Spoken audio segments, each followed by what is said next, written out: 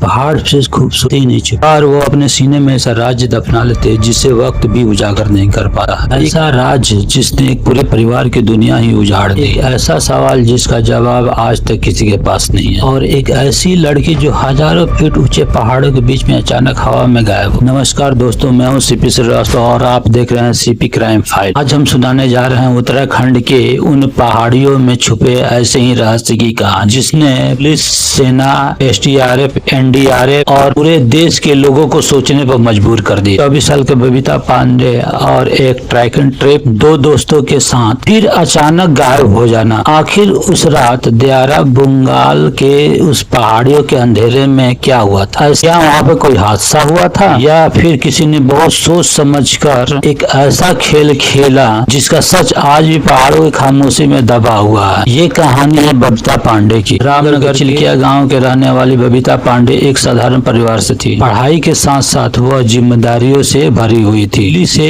MBA कर रहे बबीता पांडे अपने परिवार की सहारा भी थी।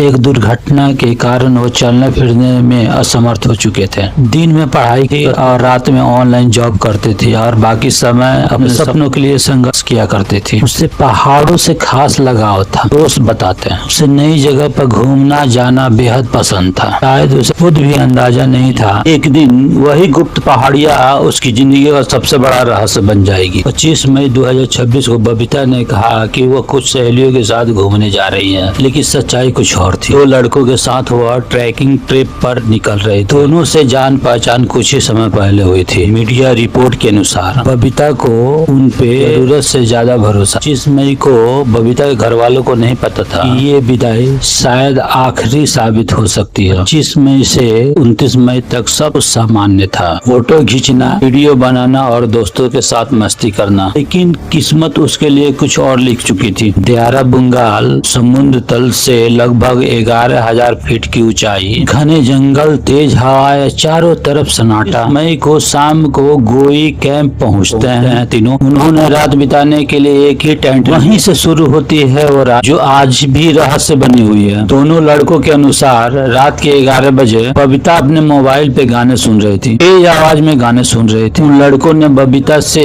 आवाज कम करने को कहा। इसी बात से नाराज होकर बबीता टेंट से बाहर। उस लड़कों के अनुसार बबीता शर्ट, टी-शर्ट और स्लीपर ही पहनी हुई। अब सवाल उठता है, क्या 11 फीट की ऊंचाई पर कड़ाके की ठंड के बीच कोई अनुभवी ट्रेकर इतनी सी छोटी सी बात पर अकेली बाहर निकल जाएगी? इससे भी बड़ा सवाल, क्या रात में अगर आपकी दोस्त चली जाए तो क्या आप सो जाएंगे? यही तो सवाल है। इस केस को और ही रहस्यमय बना देता है। सुबह 4 बजे जब लड़कों का आंख खुली तो बबीता वहाँ नहीं थी। उसका बैग टेंट में ही था, लेकिन बबीता गायब थी।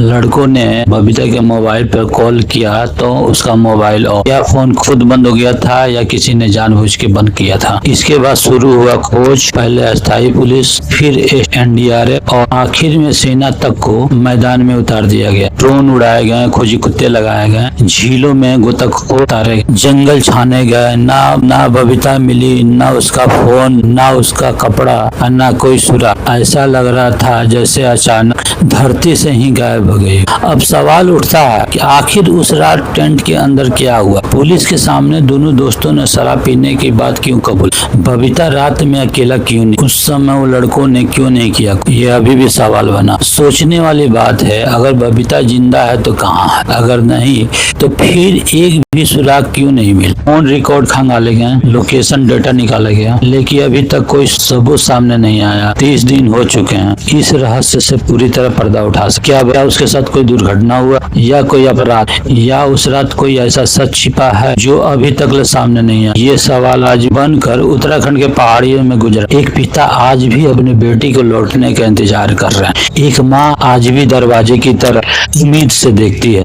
तो ये मामला अभी भी कई सवालों का जवाब मांग रहा है। हम अभी किसी निष्कर्ष पे नहीं पहुंच सकते क्योंकि अभी जांच जारी है। लेकिन इतना जरूर है, ये घटना हमें सिखाती है किसी भी यात्रा पर जाते अपने परिवार को सही जानकारी देना कितना आपकी क्या राय है? क्या यह दुर्घटना थी या इस कहानी में कोई ऐसा सच जो सामने आना? अपनी राय कमेंट में जरूर लिखें। वीडियो पसंद आए तो लाइक शेयर जरूर करें, सब्सक्राइब कर बिल्कुल मत भूलिए। मैं सीपी श्रीवास्तव मिलूंगा सच्चे केस के साथ। तब तक सतर्क रहिए, सुरक्षित रहिए। जय हिंद।